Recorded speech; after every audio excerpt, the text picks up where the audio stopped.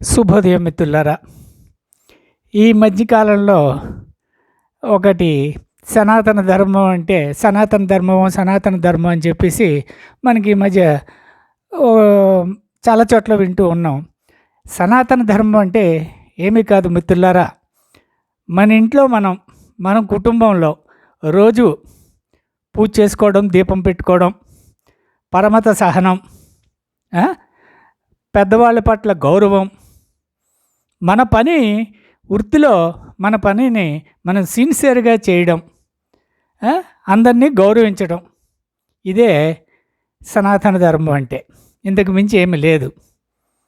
సనాతన ధర్మాన్ని పాటించాలంటే అది ఎలాగా అని చెప్పేసి కొంతమంది యువత అనుకుంటారు. కానీ తన పరిధిలో తాను ధర్మంగా ఉంటే సరిపోతుంది.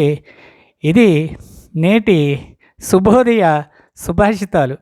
జై Shriram. Thank you very much for hearing.